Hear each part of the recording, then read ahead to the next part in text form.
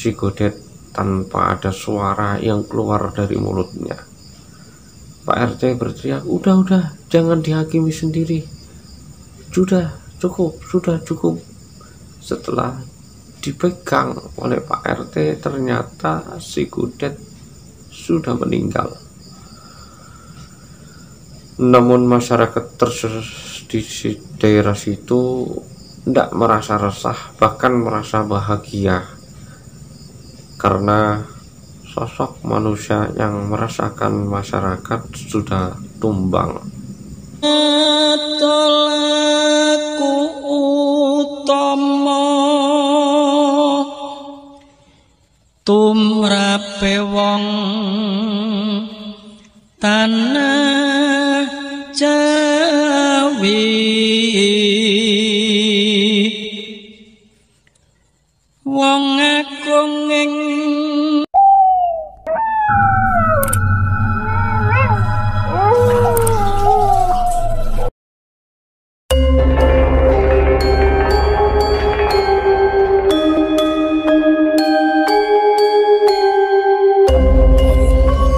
Assalamualaikum warahmatullahi wabarakatuh.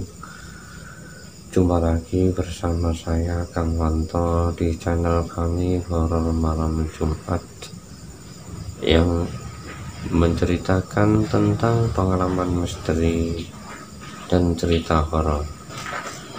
Pemirsa yang budiman yang senantiasa mendengarkan cerita-cerita kami, yang senantiasa membantu share di video kami ini, channel kami ini, saya doakan semoga diberi kesehatan, diberi panjang umur, diberi keberkahan rezekinya oleh Allah Subhanahu wa Ta'ala.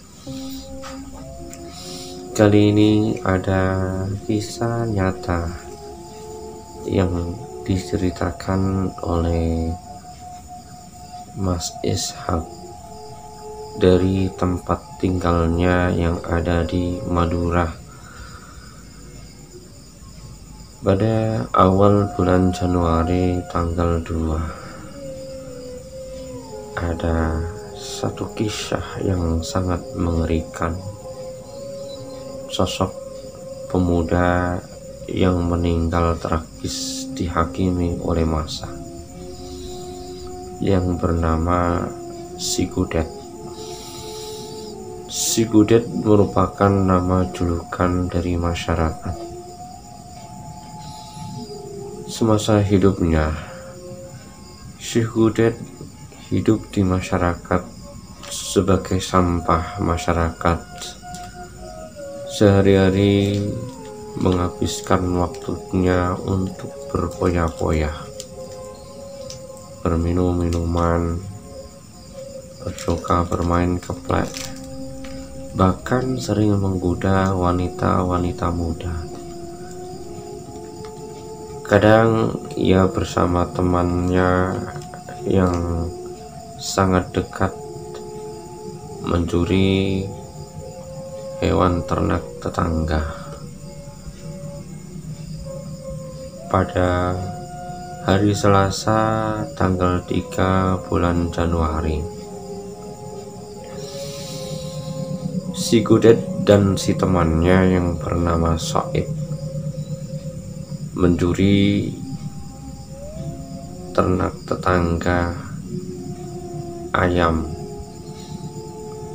Ketika ia mencuri sekitar jam 12 malam, ada salah satu warga yang melihat si Godet dan si Soib sibuk mengambil ayam tetangga. Tidak lama kemudian, seseorang yang melihat si Godet dan si Soib masih sibuk, si Amin, sebut saja namanya si Amin, memanggil warga-warga yang masih berduduk manis di tempat pos ronda. Si Amin ngomong, "Pak, ada orang yang nyuri ayam. Di mana? Tuh, di belakang rumah saya, Pak. Oh, siapa tuh, siapa? Si Gudet sama si Soib. Wah, ini anak memang keterlaluan. Kebetulan di situ ada Pak RT. Ayo kita sergap. Run, kamu lewat belakang, Run, sama si Darman. Iya Pak RT. Saya dan Amin lewat depan. Nah, si Run bergegas lari ke belakang rumah, dan Pak RT dan Amin dari depan. Ia pun sambil mengintai. Pak RT melihat secara nyata si Gudet masih memegang ayam. Ia masih berjalan. Ketika ia melangkahkan kaki dari belakang, si Dorun membawa batu besar, dipukul kepalanya si Gudet. Ceplok. Waduh, sakit. Setelah begitu, Pak RT pun datang, lari ke situ sama si Amin. Si Amin penuh dengan emosi karena ayam yang dicuri milik si Amin. Si Amin membawa kayu besar, dipukul kepalanya si Gudet. Namun si Gudet ini tidak nampak luka. Mungkin si Gudet sudah punya ilmu ketebalan tubuh. Penuh dengan rasa marah, si Amin berteriak, "Maling, maling, maling!" Sehingga warga setempat bangun dari tidurnya, berbondong-bondong lari mencari sumber suara di belakang rumah si Amin. Penuh dengan rasa semangat, si Gudet ini dipukuli warga sehingga babak belur. Saking emosinya, warga tanpa memikirkan akibat akhirnya dipukuli tanpa henti, bahkan bajunya sudah sobek-sobek semua. Si Gudet dan si Soib berkata, "Maaf, ampun, sudah, ampun, sakit, tolong, ampun, sudah, ampun, ampun, aku nggak mengulangi lagi, ampun." Wah, kamu ini sudah biasa ngomong nggak ngulangin lagi, kenyataannya kamu masih nyuri lagi. Kapan kamu kapoknya? Kata warga-warga di situ. Nih, rasakan. Dipukul kepalanya hingga bocor. Darah mengalir deras. Si Soib dan si Gudet tanpa daya. Tidak lama kemudian, tanpa sadar diri, si Gudet tanpa ada suara yang keluar dari mulutnya, Pak RT berteriak, udah, jangan dihakimi sendiri. Sudah cukup. Setelah dipegang oleh Pak RT, ternyata si Gudet sudah meninggal. Namun masyarakat di daerah situ tidak merasa resah, bahkan merasa bahagia karena sosok manusia yang merasakan masyarakat sudah tumbang. Si Soib, teman setia si Gudet, masih diberi umur, namun tubuhnya sudah lemah, tak berdaya. Suara tersebut terdengar sangat kencang, sehingga ibu dan ayahnya si Gudet keluar dari rumah sambil menangis karena melihat anaknya meninggal dunia. "Dad, gimana Dad, kamu ini udah bilangin jangan nyuri lagi. Kok masih saja, Dek? Kapan kamu sadarnya? Sang ibu belum tahu kalau si kudet itu sudah meninggal. Dek, setelah ditepuk-tepuk kepala pipinya, ternyata si kudet sudah meninggal. Pagi harinya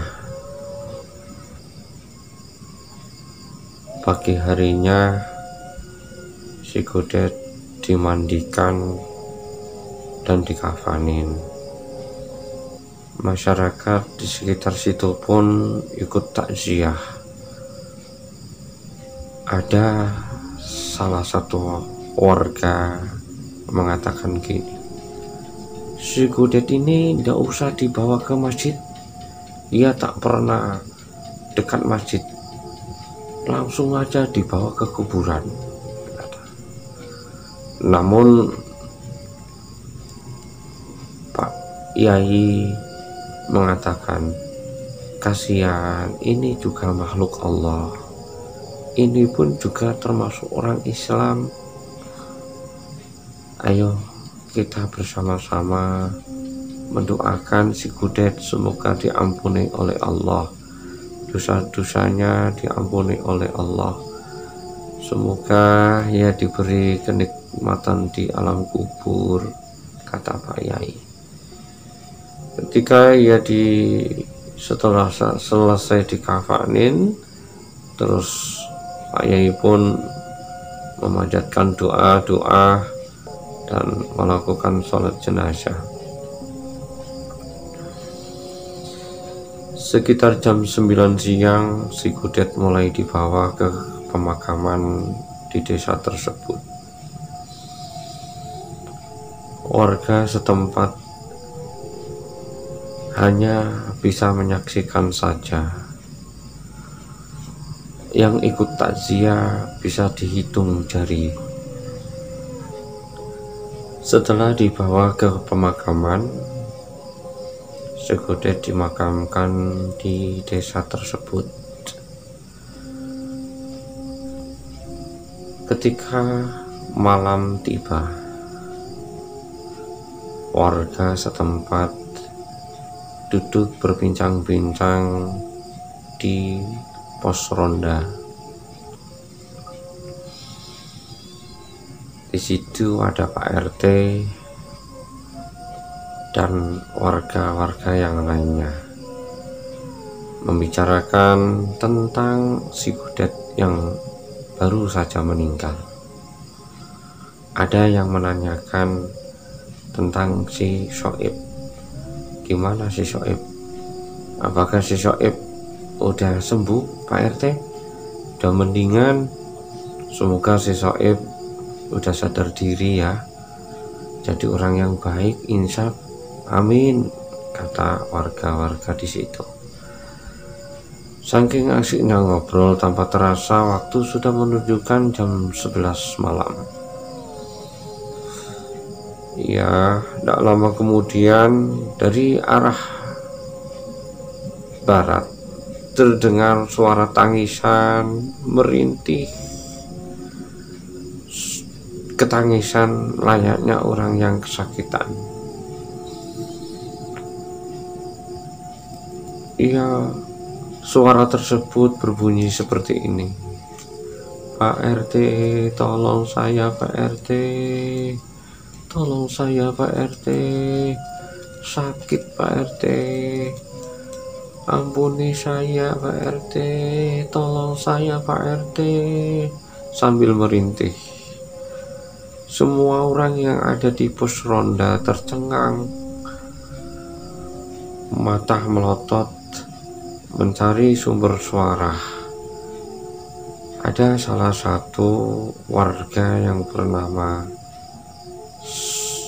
Sodik mengacungkan tangannya sambil berkata, loh, itu loh, orangnya itu yang pakai putih itu. Wah, siapa ya itu? Pak RT, coba, ayo kita tengok ke sana. Kemudian mereka semua berjalan tanpa rasa takut. sekitar 10 meter si Sodik ini ngomong begitu lantang, innalillah, itu kan si Gudet yang tadi meninggal. Oh iya, waduh, ngeri banget, kan baru aja meninggal si Gudet. Ketika itu si Gudet menengok wajahnya menuju masyarakat yang berbondong-bondong mendatangi si Gudet. Wajahnya nampak mengerikan, compang-camping, agak kemerahan, dan bajunya warna putih bermur darah. Pak RT pun ikut menyaksikan. Salah satu warga tersebut, si Sodik, merasa ketakutan. Keringatnya bercucuran tanpa henti, nafasnya senggak-senggak, penuh rasa takut. Kemudian si Sodik bergegas lari sekencang-kencang mungkin, dan teman-teman yang lainnya ikut berlari sambil berbicara, hantu si Gudet, ayo kita lari. Semuanya lari terbirit-birit, ada yang jatuh terus bangun lari lagi. Pak RT pun ikut lari karena melihat sosok hantu si Gudet. Setelah lari, ia pulang menuju rumah. Namun semua warga sulit memejamkan mata dikarenakan masih terbayang-bayang wajah si Gudet, hantu si Gudet. Keesokan harinya, ketika si Sodik dan lain-lainnya berangkat kerja, bertemu teman-teman yang tadi malam di pos ronda, yang ngomong, wah tadi malam serem banget, sangat menakutkan ya. Berarti arwahnya, ruhnya si Gudet itu jadi ruh penyasaran. Waduh, nanti malam kita harus rembak-rembuk tanya Pak RT supaya warga kita tidak diteror, kata si Sodik. Ya benar. Ketika ia berangkat kerja, si Soib yang masih terkapar sekitar jam 10 pagi, setengah tidur dan setengah tidak, si Gudet melihat penampakan aneh. Si Soib didatangi si Gudet. Si Gudet ngomong sama si Soib, Soib, saya minta tolong Ib, doakan saya Ib, sempurnakan ruh saya Ib, tolong omongkan kepada keluarga saya Ib, saya minta tolong Ib, tubuhku sakit Ib, panas, tubuhku sakit Ib. Si Soib pun kebingungan pada saat itu. Ketika ia membuka mata, wajah si Gudet hilang seketika. Si Soib duduk sambil termenung, ada apa gerangan temannya. Dia agak kebingungan. Ketika datang malam kemudian, warga setempat mendengar suara tangisan dan jeritan yang tanpa henti, sehingga warga desa tersebut merasa ketakutan. Pos ronda yang tadinya ramai pada malam itu sepi, tidak ada orang satupun yang duduk-duduk manis sambil menonton televisi.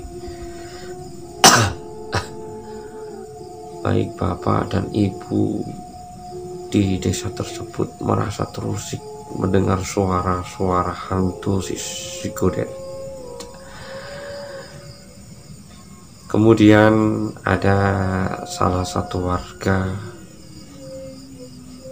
mendatangi rumah ibunda si Godet dan rumah bapaknya si Godet, mengadu, yang bernama si Sotik. Assalamualaikum. Kemudian bapaknya si Godet keluar. Ada apa, nak? Aku mau bicara dulu sebentar ya, Pak. Mau bicara apa? Ini Pak, penting nih Pak, penting. Ketika ia duduk bercerita, Pak, si Godet itu ruhnya gentayangan, Pak, meneror semua warga, Pak. Ini Pak, gimana kalau cari orang pintar supaya ruhnya si Godet tidak penasaran, tidak meneror masyarakat. Sang ibu terkaget-kaget. Masa sih? Aku tidak percaya kalau anak saya meneror kampung ini. Saya tidak percaya. Kamu bohong. Paling-paling kamu tidak suka dengan anak saya kan? Jujur saja. Kamu salah satu yang memukuli anak saya kan? Iya Pak. Beneran anak bapak itu jadi hantu penasaran, ruhnya gentayangan. Aku tidak percaya. Ya udah, Pak RT ngomong, kalau tidak percaya, ini warga kita itu kan ada yang ahli spiritual itu loh, Pak Ustadz Ahmad. Oh ya, coba kita datang ke sana, mungkin kita bisa dapat jawabannya. Kemudian Pak RT dan si keluarga Pak si Godet, ibunya si Godet dan bapaknya si Godet, mendatangi rumah Ustadz Ahmad. Assalamualaikum. Waalaikumsalam. Ada apa nih tumben rame-rame datang ke rumah saya? Ini Pak, saya ada perlu penting banget dengan Bapak. Ada perlu apa ya? Ini Pak, tadi malam warga pas waktu di pos ronda diteror ruhnya, diteror hantu si Godet Pak. Yang benar, iya beneran Pak. Ini saya minta tolong Pak, supaya ruhnya si Godet tidak gentayangan Pak, tidak meneror warga di sini. Oh ya. Kemudian sang ibu si Godet ngomong, Pak, masa Bapak ini percaya dengan tahyul Pak? Orang yang sudah meninggal ya sudah kan Pak. Masa ada arwah gentayangan juga Pak? Aku tidak percaya Pak. Oh, kemudian Pak Ustadz Ahmad ngomong, ya bisa jadi Bu, anak ibu ruhnya gentayangan, karena anak ibu semasa hidupnya tak pernah ibadah. Ya udah Bu, kalau ibu tidak percaya, kalau bapak juga tidak percaya, coba nanti malam saya datangkan. Kemudian ketika matahari sudah mulai terbenam, Pak Ustadz Ahmad ini siap-siap berjalan kaki ke arah pemakaman sambil membaca doa-doa. Setelah ia sampai di area pemakaman, ia berdiri sambil memandangi di area pemakaman. Kemudian tepat mulai kumandang suara adzan, Pak Ustadz Ahmad ini mengambil tanah kuburan si Godet dan mengambil batu nisan si Godet dengan cara mengungkurinya sambil dengan cara mengungkuri atau membelakanginya sambil membacakan mantra, hei ruh si Godet, kalau kamu mau mengambil batu nisan kamu datang ke tempat saya, kata Pak Ustadz Ahmad. Di bawah sambil digendong batu nisannya. Kemudian batu nisan tersebut ditaruh, diikatkan dengan pohon sambil dipasang lonceng supaya bisa membuktikan bahwa Roh Sikudet itu memang benar-benar penasaran, memang gentayangan dan meneror warga setempat. Setelah dibawa terus diikat dengan pohon, dikasih dengan lonceng, sang ayah dan si ibu Sikudet dipanggil oleh Pak RT untuk serta menyaksikan apakah benar Sikudet datang. Sambil duduk berbincang-bincang, tidak lama kemudian sekitar jam 9 malam terdengar gemuruh angin yang sangat kencang. Sambil mendengar suara teriakan suara Sikudet, "Mana batu nisanku? Kembalikanlah, kembalikan batu nisanku. Tolong kembalikan batu nisanku." Namun tak nampak rupa wajah Sikudet, hanya suara saja yang bertebangan sambil berkeliling. Sang ibu dan sang ayah tercengang mendengar suara dari anaknya yang berteriak-teriak. Ia pun menengok ke kanan kemari, namun tak kunjung jumpa wajah sang anak. Tak lama kemudian terdengar lonceng tersebut berbunyi keras.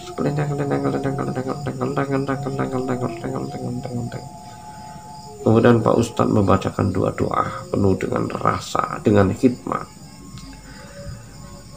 Dia sambil ngomong, "Pak, nih beneran anak Bapak itu penasaran. Ini anak Bapak ini harus didoakan supaya meninggalnya tidak penasaran, Pak. Udah ini Pak ya, sudah menjadi tanda bukti yang meneror masyarakat setempat itu jin korinnya Sikudet. Ini bisa menjadi perhatian untuk kita semua. Bila hidup kita selama hidup di dunia tak pernah ibadah, tak pernah wajahnya tersiram dengan air wudhu, kehidupannya hanya berboya-boya, inilah jadinya seperti ini, Pak. Iya ya Pak, saya terima kasih banget sama Bapak Ustadz yang membantu. Ya udah, malam ini batu nisan ini saya bawa ke pemakaman Sikudet. Kemudian Pak Ustadz mengajak Pak RT masuk ke area pemakaman. Setelah di situ Pak RT melihat sosok hantu Sikudet masih terbungkus kain kafan, melotot memandang Pak RT. Pak RT pun gemetar, kakinya sulit untuk dilangkahkan, penuh rasa takut, keringat bercucuran tanpa henti. Iya, tak lama kemudian saking takutnya Pak RT pingsan, terjatuh, terkapar. Batu nisan pun sudah ditata rapi dengan Pak Ustadz. Kemudian Pak RT dipopong oleh semua warga sekitar, dibawa ke rumahnya, dan Pak Ustadz memanggil warga-warga setempat untuk membacakan tahlil dan doa supaya jin korin atau hantu Sikudet tidak mengganggu masyarakat setempat. Alhamdulillah, hari-hari kemudiannya aman. Warga setempat tidak ada yang diusik oleh ruhnya Sikudet. Cukup sekian, cerita ini merupakan cerita nyata yang diperoleh dari Mas Ishak asal dari Madura. Saya akhiri, wassalamualaikum warahmatullahi wabarakatuh.